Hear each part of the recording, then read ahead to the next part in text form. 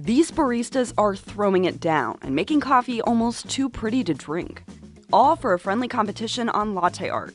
Latte art competitions are becoming more popular. At this one in Columbia, Missouri, the audience can score the leftover drinks for free. Start with 8 ounce, which are the bigger ones, usually easier to pour into, and we go all the way to 3 ounce cups, which makes it significantly more difficult because you have to pull art in such a small space. So what makes good latte art?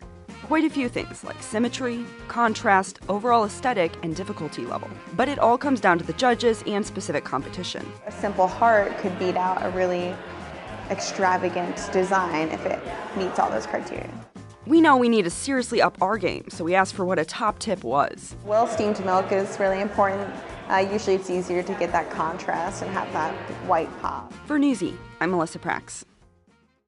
Muslims are a growing part of the U.S.'s population, but they're often underrepresented in politics, partly because few run for office. In 2000, 700 Muslims ran for various levels of office, but in 2002, only around 70 ran. That post-9/11 number hasn't changed much since. Potential backlash can make it risky to run. Candidates often say they receive threats or Islamophobic comments. There are also some people think having a Muslim will hurt the party.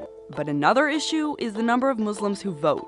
Compared to other religions, Muslims are less likely to participate in politics. There are pockets around the country where Muslim politicians, at least on the local level, are running and winning public office. Those areas typically have a large Muslim electorate. I am proud that I'm Muslim, but of course I'm not going to put my religion into my work as a consul. In the consul, I am American before I am a Muslim. For Newsy, I'm Melissa Prax. Saudi Arabian women are so done with not having full rights in their country.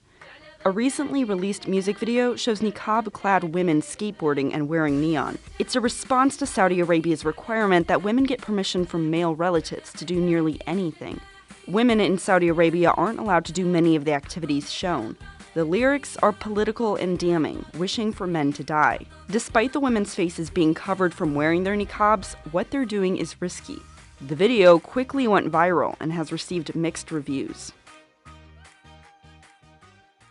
The U.S. is now using skateboarding to connect with other countries.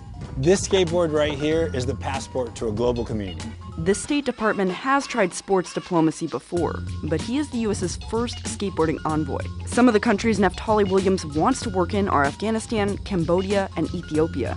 We worked with the embassy in the Netherlands to engage the Syrian refugees who'd been granted asylum, and for some of those kids, it was the first time they ever got to see skateboarding up close. What other tools do you think the U.S. can use for cultural diplomacy? Let us know in the comments. Climate change is making some people rethink having kids. I am not typical.